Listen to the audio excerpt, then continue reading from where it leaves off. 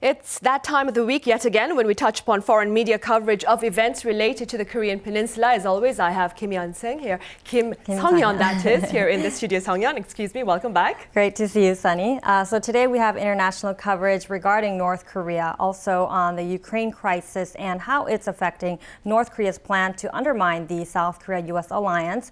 We also have a story on a possible reset of relations between Korea and Japan with a change in political leadership. And finally on Squid Game, once again making history. So let's dive right in.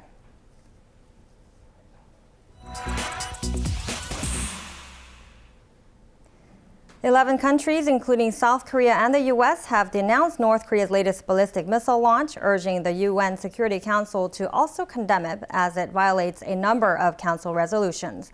The missile launch was the North's 8th missile test of the year, which was detected on Sunday. The North Korea state media did not confirm the launch, but instead claimed the country had tested cameras for a reconnaissance satellite.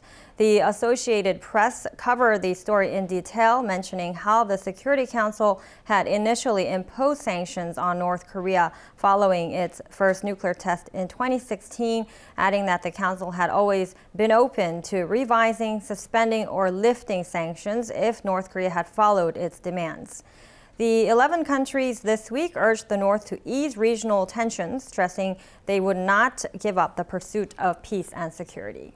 Right, Sung-yeon, and staying with North Korea, some observers, I believe, are saying that Pyongyang may adopt a more aggressive stance against the Seoul-Washington alliance. Tell us about that. Right, Sunny. So some experts are saying that the Russian invasion of Ukraine may perhaps prompt North Korea to act more boldly when it comes to its long-term goal of trying to disrupt the alliance between South Korea and the United States. So the Voice of America, in its report, cited a retired U.S. Army general who said North Korean leader Kim Jong-un could seize on the Ukraine-Russia crisis to test the alliance between Seoul and Washington.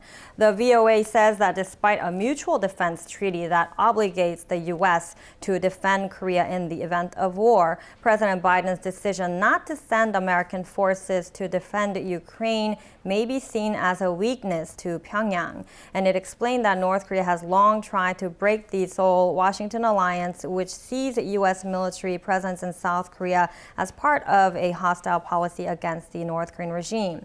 So the VOA, in the meantime, added that pro-alliance sentiments in Korea have deepened with the unfolding of the Ukraine crisis by reminding the public here of the importance of the Seoul-Washington alliance as well.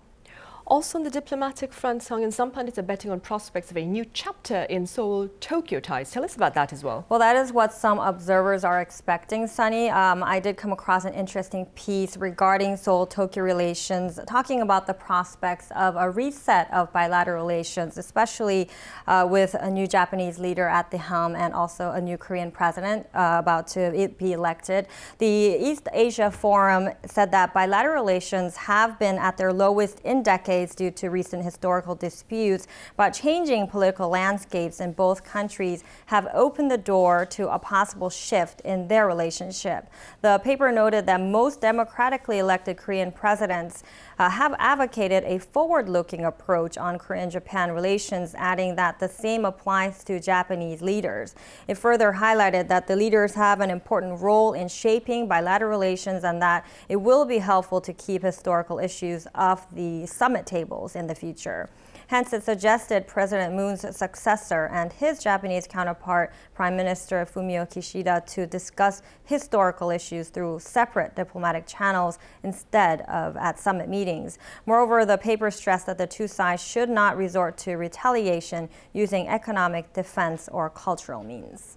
Right, let's end our segment today, Sung-yeon, with more coverage of Squid Game, which has been making or continues to make history. Yes, certainly. This indeed comes after another historical night for its Squid Game's cast and crew at the 28th Screen Actors Guild Awards, that is. Now, ABC described the wins at these awards as historic, as Squid Games became the first non-English language series to take home awards in the Best Acting categories. Besides actress Jung Ho-yeon and actor Lee Jung-jae's wins, Squid Game also won the award for Outstanding Performance by a Stunt Ensemble in a Television Series. And in the meantime, U.S. Magazine pointed out that Squid Game earned a place in Hollywood history with wins in nearly every category that it was nominated for on Sunday. As to why the show had become such a global phenomenon, director Hwang Dong-hyuk earlier spoke to Variety magazine saying the show had successfully allowed viewers to connect and empathize with the plight of the characters in the series through its various themes and plot devices. All right, Sungyeon, as always, thank you very much for the coverage. The pleasure is mine.